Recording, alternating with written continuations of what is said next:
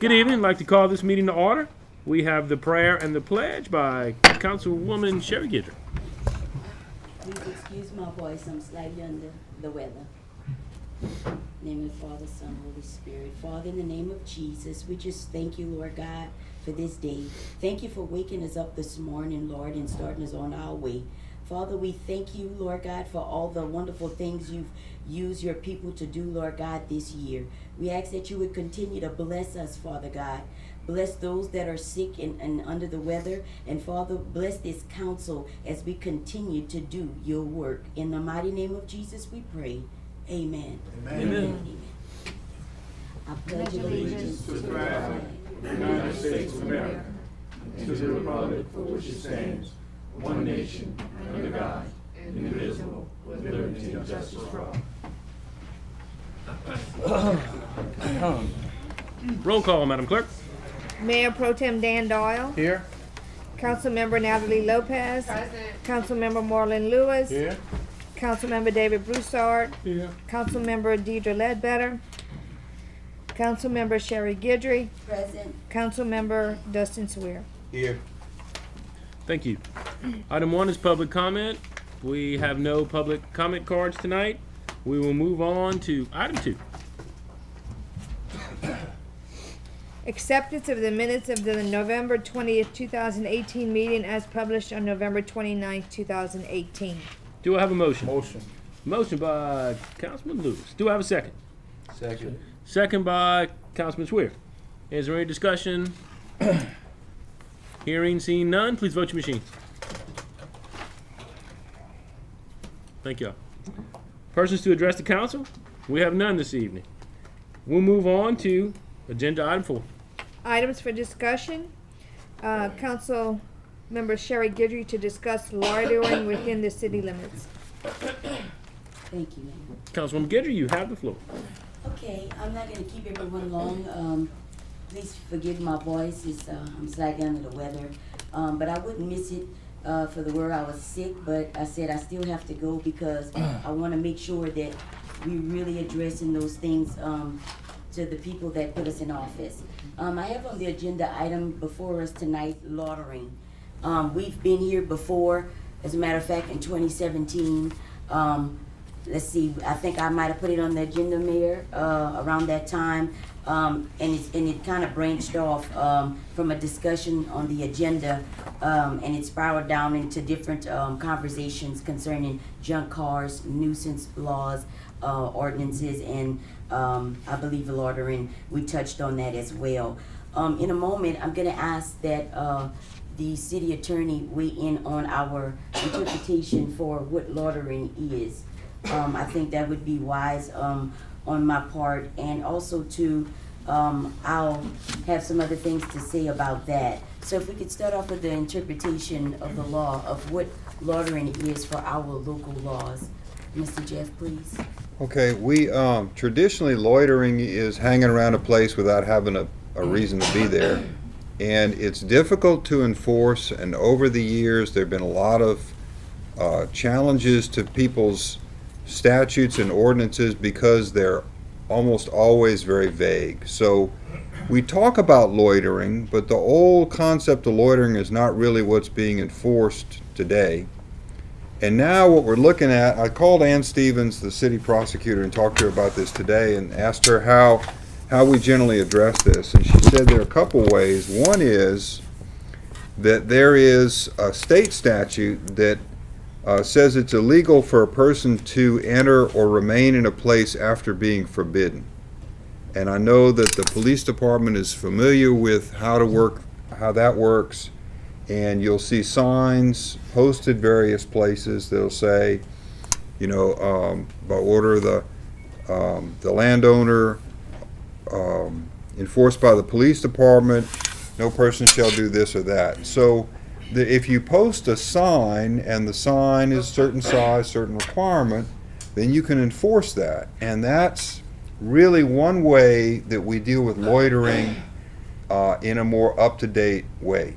And I know that there's a form that you've got over there where a landowner can ask for assistance in having people removed from the property. I know the mayor's been working with the chief on that. So That's one way we address it. Another way that I talked to Ann about addressing it this afternoon is in a lot of situations, what we're talking about is a curfew violation, because you're talking about a young person who's out on the street in hours where they're not supposed to be.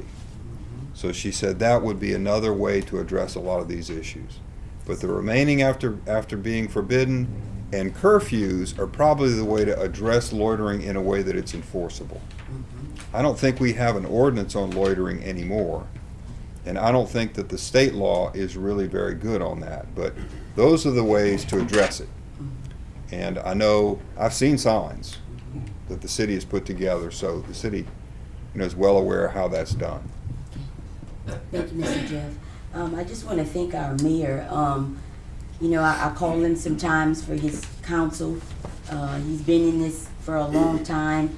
I joke around sometimes, but there are times when I call him when I'm really concerned, and I want to thank him for really getting the jump on this, because there's certain, let's just face it, we have a loitering problem nationwide, whether it's homeless people or people that fell on hard times, or it's just people hanging around, remaining where forbidden. So I ask the mayor what can be done about it, and I'm really not a type of person that believe the answer is no and we just can't do nothing about nothing. So I like to push and push until we can work on some type of solution. Sometimes it doesn't come fast, sometimes it comes slow, but it comes surely, dealing with this mayor that we have. So I'm thankful for that.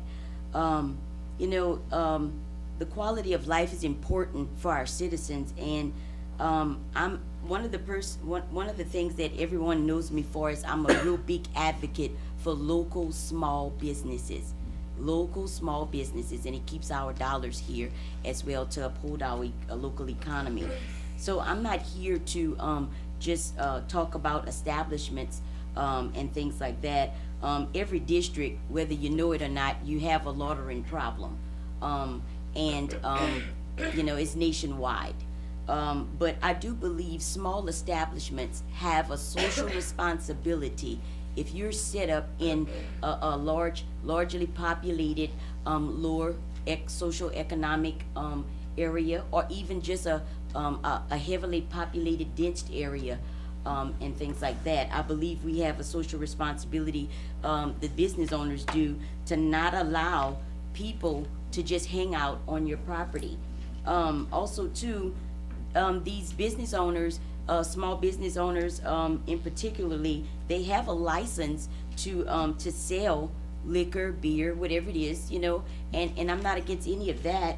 You sell whatever you need to sell legally, but not for consumption on the property. And I'm concerned about that.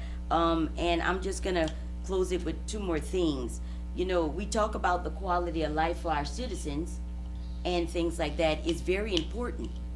It may seem small to some people, but to me, to Mr. Lewis's district, and I think all of our districts, I think we had that problem on Main Street a while back, Mayor, where we had, that problem. We kind of got a handle on that. Now we have a great New Iberia Police Department that can enforce some of these laws that's been on the books and then maybe redone.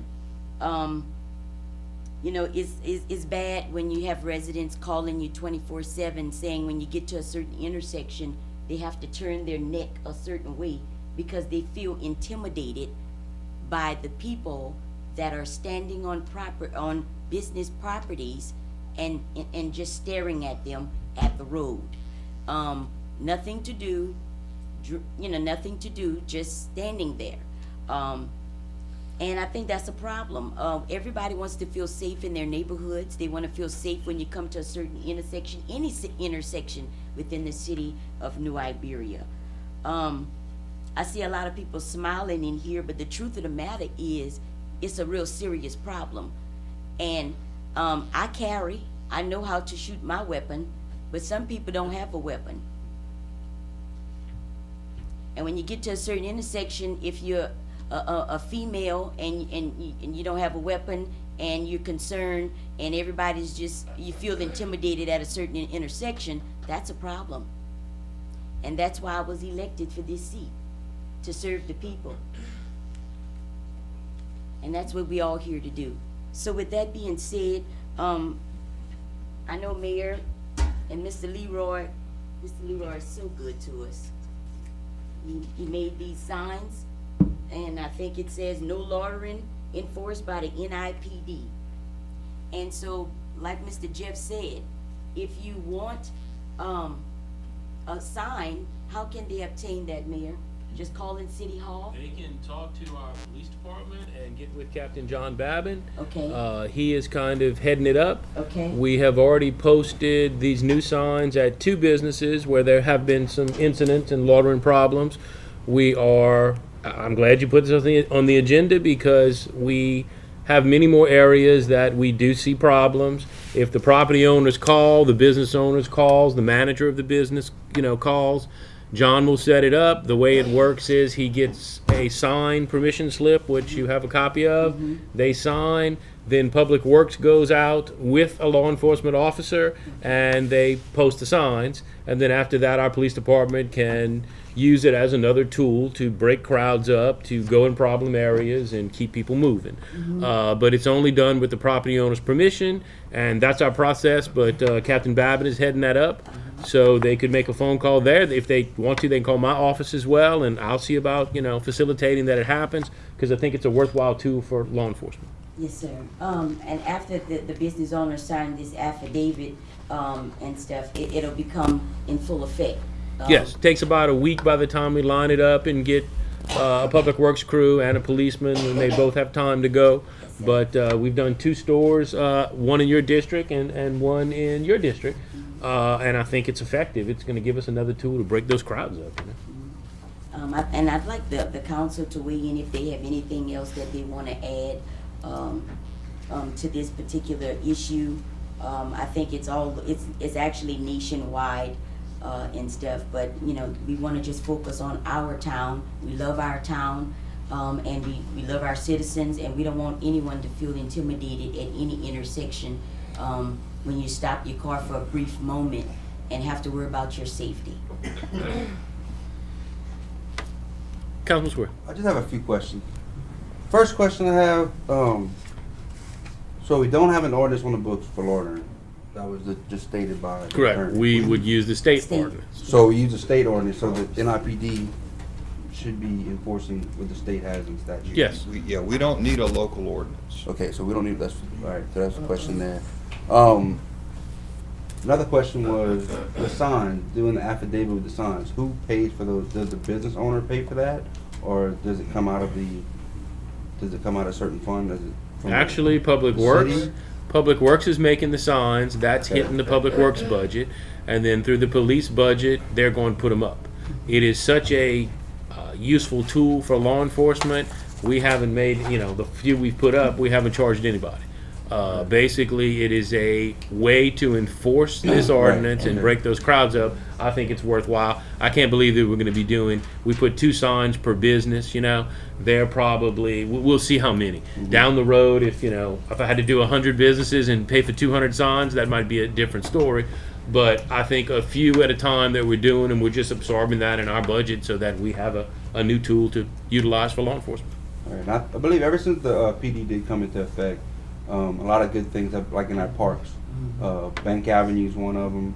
City Park's one of them. West End. But I know for a fact Bank Avenue has seen a tremendous benefit from having the PD just coming, because we had the signs up there, but at one time it wasn't being enforced at all. So Right, and I think that having a car in every district, 24 hours a day, that works. having that presence is what's helping us to, move some people along. Yeah.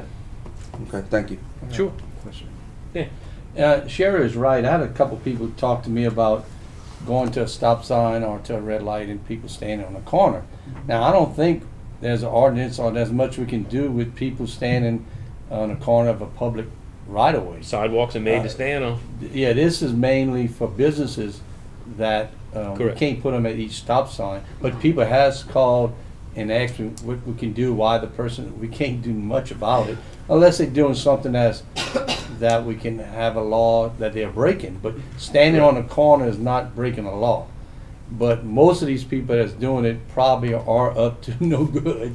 And I'm not saying all, but some are. But I think to just explain that this is mostly for business places It is. Right. and not public It's for streets. private property. Basically, what we're doing, this is to be utilized on private property, to have that permission to enforce, this ordinance, because it's the property owner's request. Right. But you're right, a street corner, a sidewalk, that's what they're there for. They're there for people Yeah. to utilize. And you can't profile anybody, so everyone's free to stand on the street corner. That's right. Thank you. Mr. Broussard. Sherry, I'm glad you brought this up. My district, I'm gonna be ordering one or two signs. Put it in private locations. That'd be a good start. But, we have the sidewalks, we have those corners where they're standing. I'm told when I drive my bus, I got 15 kids right there. I'd like some help from the parents and everybody else, even the kids, from being in order to get on the bus. That's a violent situation to get on a bus all riled up. But we're gonna take care of that. I thank you for bringing that up. In every district, I think we order one or two of these signs and start making sure that people know that we mean business. It's not just for the young and the corrupt. We'll give our regular citizens a chance to cross town like they want. That's right. I thank you, Ms. Sheriff. Thank you, Mr. Broussard. Yeah, Freddie, what business was did you have? Did you, Let's see, the D&K on Ann Street in 20 Arpent. Okay. They requested, and so we put a sign there, two signs there. And then in your district, on Shelton, all the way in the back, Okay. what's the name of the store? JoJo's, yeah, on Mississippi. yeah, I was back that Yeah. day. I didn't stop. Yeah, and there. so we put two signs there at the property owner's request. Okay. So those two have been, and like I said, that is two stores that we were having quite a few people gather, sometimes 20, 30, 40 people gather in those parking lots, and I think it's just, we've had some shootings in those areas, and I think it is just a really good, useful tool for law enforcement to disperse those crowds and move people along. One of the things I reiterated over the town hall meetings when we were trying to get the police department or get the taxpayers for the police department was that when those kids are getting off the bus, that I know what you're going to say it again. It was good. that the first thing those kids should not see is a drug addict, a drug dealer, a drug user, or some other person out there, prostitution out there just hanging the corner. That's not what I want the kids in the city of New Iberia, let alone District 2. That's not what I want to see. Right. And kudos to the police department because I haven't seen it. There's a bus that stops right by my shop, and I promise you, I hadn't seen that type of activity since our police department has been in existence. It and was I appreciate impactful that. when you said that, and I remembered that, so that's good. And I really believe over the long haul that's going to make a difference. Now, loitering, there was an athlete I used to watch on TV, y'all probably know about him, Michael Jordan. He used to score 60, 70 points a game, 50 points, and the commentators used to say, you can't stop him, you can only wish to contain him. And that's the way I've seen loitering over the years. 1996, I opened my first shop on Persian Street. I've been in business 24 years now, 26 years or what have you. And on Persian Street, right next to Persian Street was a nightclub. At that time, the clubs were still open on Hopkins Street. Not all of them, but there were 4 or 5 still open, 3 or 4 still open. And I was frustrated. I was young. I was 25 years old. And one of my mentors would come to my shop every day and just talk to me. College graduate, retired school teacher, every other day or so. And I asked him one day, I said, man, this loitering, man. I said, man, this is ridiculous, man. You stick your key in the door. As soon as you walk in the door, somebody asks, you have $1, you have 50 cents. and but I was in business. And to be honest with you, that's actually part of business. It's hard. The business that I'm in, grocery stores, is something that you have to contain or control. Hey, you can't loiter in front of here. You can't hang over here. You're running my business. But I never forget this guy telling me, he said, he went to Southern University. He said, when I got to Southern University in 1960, he said they were hanging out on a college campus. He said he left New Iberia and they were hanging out. He said he came back in 1964 after graduating and they were hanging out. In that little story, it helped me to deal with loitering. And you said, Dan, not everybody's out there doing the wrong thing. But it's bad for business. I appreciate you putting it on the agenda. It's bad for business. Now, you also have loitering that goes on in people's yards as well. That is bad for our community, you know. And so, you know, dealing with all of those things at the same time, I imagine would be separate, you know, because some of them might require some investigation as opposed to a business putting up a sign and saying, we don't want this over here. Now, I'm going to tell y'all, some of those businesses, loitering, I've been in the Western community all my life. My grandmother's house was moved there from Maurice, Louisiana in 1970. I was born in 1970. I've been in the neighborhood all my life. And I promise you, some of those businesses, loitering is good for business. Because I wonder sometimes, how can you allow somebody to stand in front of your store all day and ask for $1 here, 50 cents here, 75 cents here? They spend it in the store. And you see the exactly. It's because they're spending it in the store. And those pennies and nickels, I have a business friend of mine, another mentor, he tell me, Marlon, always take your change and save it. He said, because those pennies and nickels add up. And that's how the business people look at it. So it's a catch-22. We have to enforce it, but we have to make sure that those business owners enforce it as well. Because a lot of time they run those people after they ain't spending no more money, you know. And when they run them, where they go? Right across the street from the store. Private property. You know, for me, it's a lot of discernment. Because when I come down Lombard to Hopkins and Lombard, it's like, I give them their respect. Because to be honest with you, remember 1960, 64, they was hanging. I back up because I remember they put a walkway there for those people to walk. I told one of them one day, I said, you know, I apologize. I said, you had to wait for me. I said, but that's actually a walk. He said, thank you, man. So a lot of times it's our perception on loitering in certain communities. You know, first of all, they don't have nothing to do. You know, now, one might say, well, get a job. There ain't a whole lot of jobs for people with minimal education. You know, so it's a holistic view that we have to look at this thing and not just let's hurry up and put an ordinance in place and put them all in jail.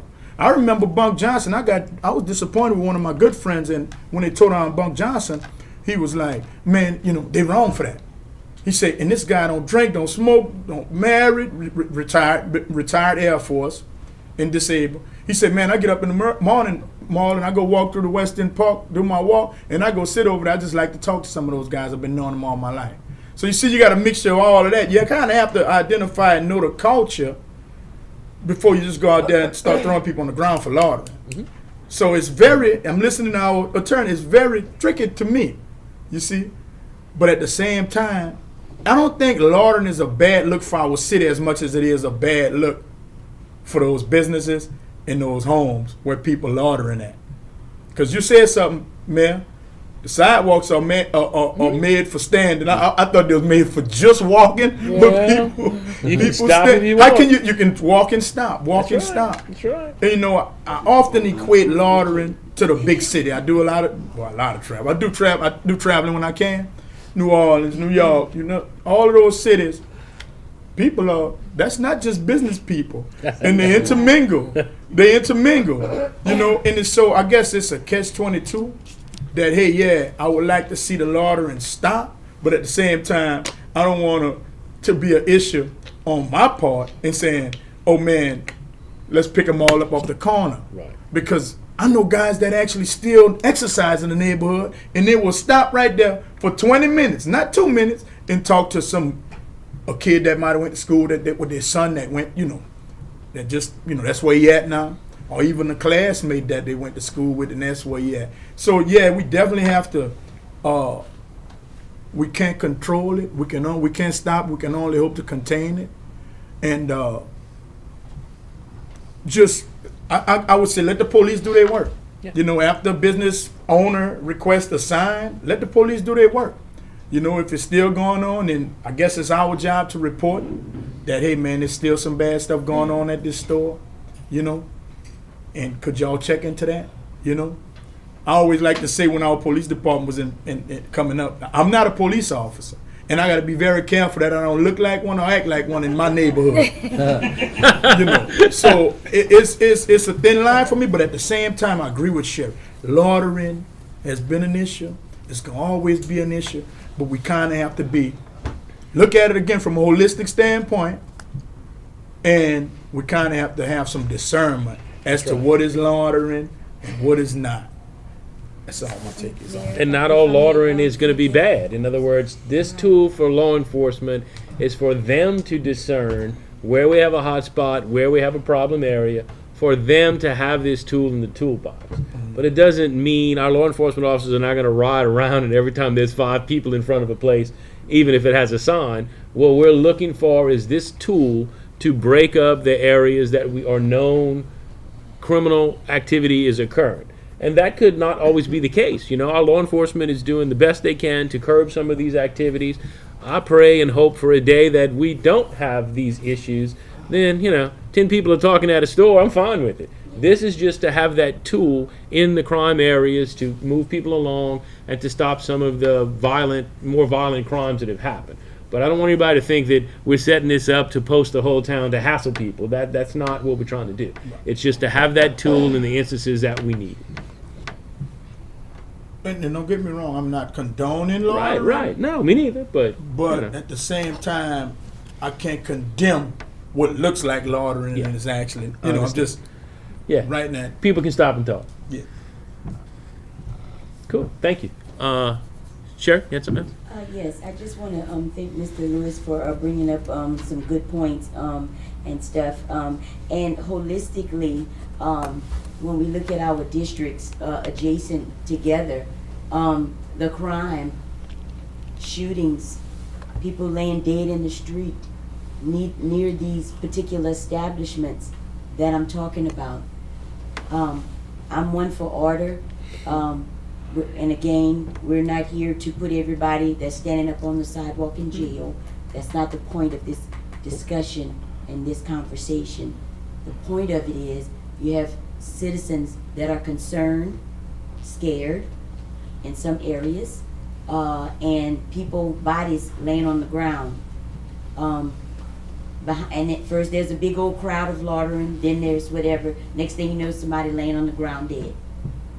I'm only concerned about not trying to harass people, but when you see there's a problem, considering the whole holistic part of the culture, we still have to have a real discussion about why these crimes are taking place at these particular establishments. And again, I'm gonna say it again. They have a small establishment businesses have a social responsibility that's set up within these neighborhoods they can sell, but they don't have a license to sell and consume or serve. And yes, it's good for business, but how far we want to take this. This is just a tool. We're just talking about a tool. That's it. Great. Everybody done? Good discussion. I like that. Now we're going to move on to item 5.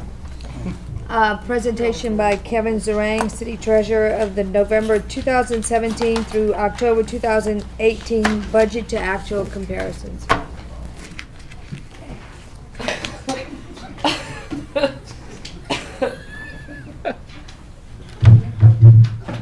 Good That evening. was Martin saying that since it's the end of the year, he'd like a detailed analysis.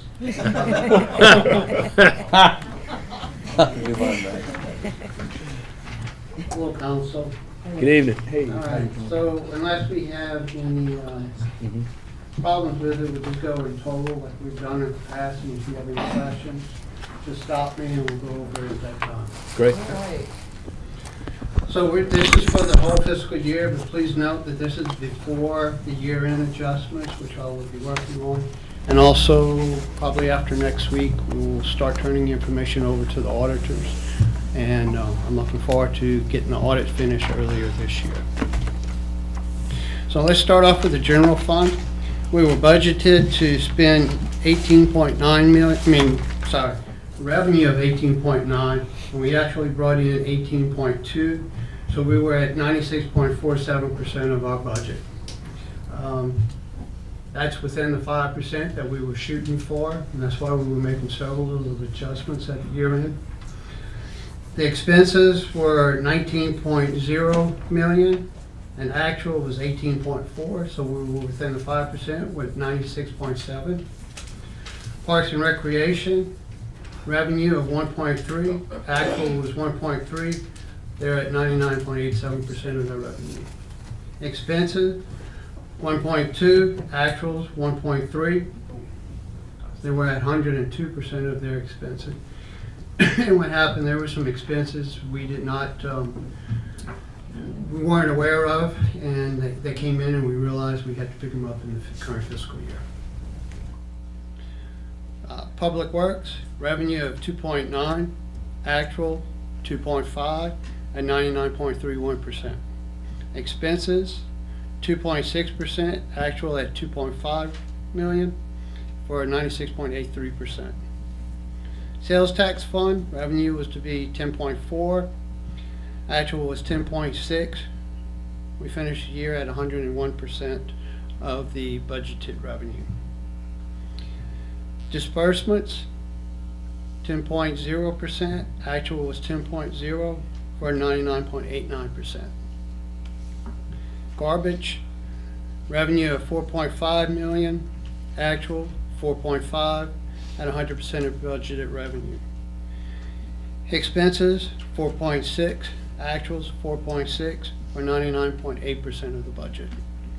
Section 8 vouchers, revenue of 1.3, actual 1.3 for 101%.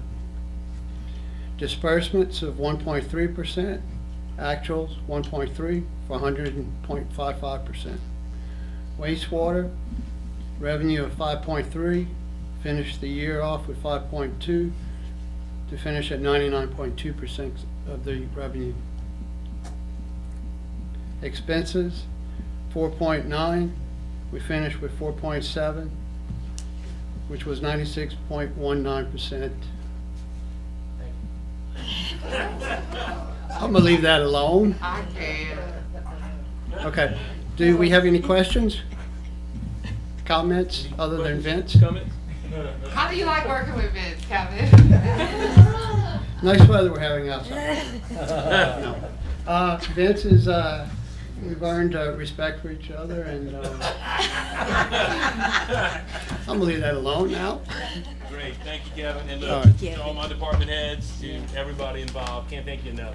It has been a tough year in some ways, you know, revenues are always tight, we've had quite a few breakdowns, quite a few infrastructure items that are old that popped up and kind of bit us a little bit, but we've worked through them, can't thank y'all enough. Okay, any comments? We're all good? Now we go on to Councilman remarks, and Natalie, I'll start on your end. Okay. Anyone who's looking for something to do, I mean, I know all year, you know, people say, you know, we really don't have much to do around here, but around the holidays, we really do have a lot. So I encourage people to pick up a lifestyle magazine. They have a lot in there this month for things for you to do. And then one of the things I found, we have the very Christmas Quest that's put on by the Chamber. That's this Saturday. That's always really fun. It's a scavenger hunt for kids. You can tour the Shadows. There's a Nutcracker in Lafayette. I mean, there's just so much. And actually, today I was shopping downtown at Sweet Interiors. They have tickets. Our neighboring parish, St. Mary, is doing on the 16th a tour of homes. It's like $30 a ticket. It's like 7 homes you get to tour. And one of them is the Albania Mansion, which is in Jenner on the way to Franklin, and it's very rare to see that house. So, and I've seen it before, and it's gorgeous. So just that in itself is something great to go do for the holidays. So I just encourage everyone to take advantage of that and our parade this weekend, and just enjoy the small town at this time of year because it's something to be cherished. Thank you. Yeah, I'm gonna kind of piggyback off of Natalie. You know, this holiday season, we know that a lot of people are depressed and a lot of people are out of work. if you find it in your heart, donate to those food banks.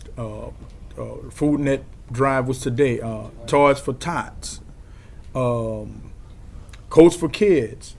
You know, all of those things that usually come up. And don't just do it for the holiday, but you know, the true reason for Christmas is Christian. And you know, try to carry that out through the rest of the year because people need all year. You know, I don't know of any local events happening in the city other than what our parade and Parade Saturday. You know, just I know it's December, early December, so I'm in the spirit. I put up lights. I'm gonna put up some more lights, and I'm gonna beat y'all Catholic High guys. I don't want to be biased. I want to congratulate Catholic High. Okay. I forgot to mention them when I mentioned Westgate. And Catholic High is still in there. But I'm not biased though. Go Big Red. Yeah, that's what I'm talking about. Mr. Russo. We have a lot of people visiting our good city. And I want to thank our department heads, all of them, parks, the fire department, whenever you have an outing, anywhere you have anything going on, the fire department has a truck or two, and the manpower's right there. Leroy, we don't forget you now, the employees. Cleaning up them streets. Got a lot of leaves this time of the year. They're out there on there with their hands and filling up bags, and they out there personally doing it. Mr. Jimmy. Oh, that was a good idea you come up with. Oh, I like that sign you put in front of a burned house. I'm not going to say the name. But it's like writing a letter to the person, all right?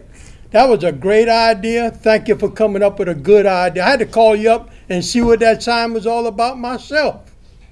Keep doing it. Embarrass them. Let the neighborhood know when they read that big sign that we're trying.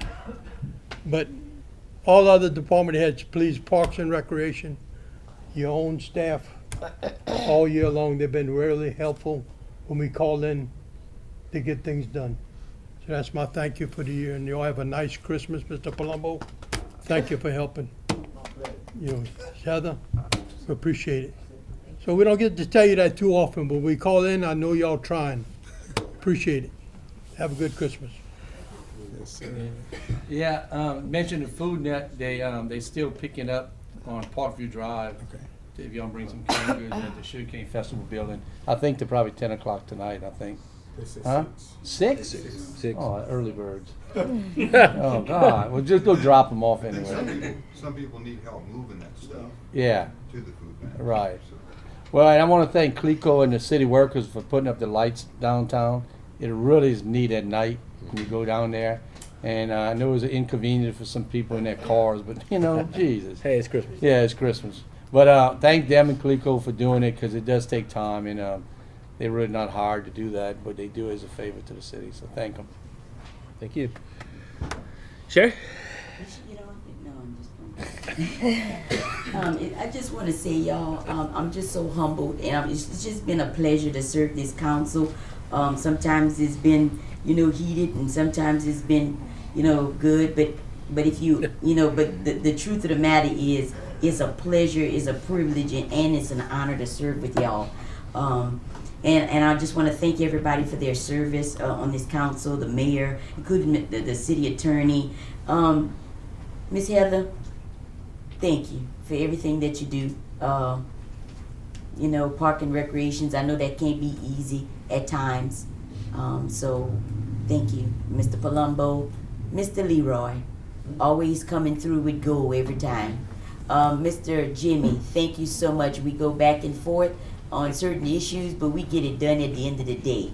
Miss Jane Broad, priceless. Miss Sandra, our mother, and the fire department. I hear the fire trucks rolling in front of my house 24/7 with the fire. I mean, I'm thinking to myself, where's the fire? Where's the fire?